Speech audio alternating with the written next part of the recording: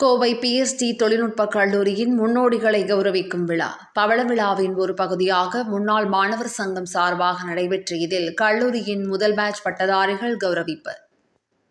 Kovai BST குழுமங்களின் பவள விழாவை பூசாக்கோ தொழில்நுட்பக் கல்லூரி முன்னாள் மாணவர் சங்கம் ஒருங்கிணைத்த முன்னோடிகளுக்கான பாராட்டு விழா felicitation function of the foreigners PST தொழில்நுட்பக் கல்லூரி நூற்றாண்டு அரங்கில் நடைபெற்றது.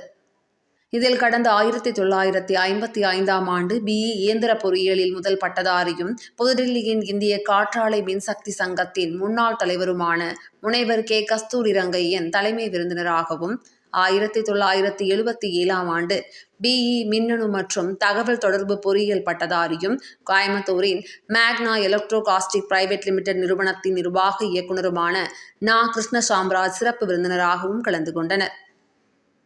நிகழ்ச்சியில் உலகளாவிய பூசாக்கோ தொழில்நுட்பக் கல்லூரியின் முன்னாள் மாணவர்களை ஒருங்கிணைத்தல் மற்றும் நீண்டகால சேவையாற்றிய முன்னாள் மாணவ சங்க நிர்வாகிகள், உறுப்பினர்கள் உள்ளிட்ட கடந்த கால மற்றும் தற்போதைய முன்னாள் மாணவர் சங்கத்தின் பொறுப்பாளர்களை பாராட்டும் நிகழ்ச்சி நடைபெற்றது.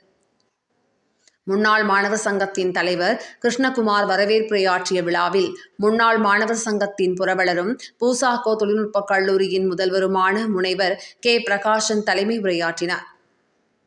விழாவில் கல்லூரியின் 1955ஆம் ஆண்டு முதல் பேட்ச் பட்டதாரிகளை பூசாக்கோ சன்ஸ் அறக்கட்டளையின் நிர்வாக அறக்காவலர் எல். கோபாலகிருஷ்ணன் கௌரவித்தார்.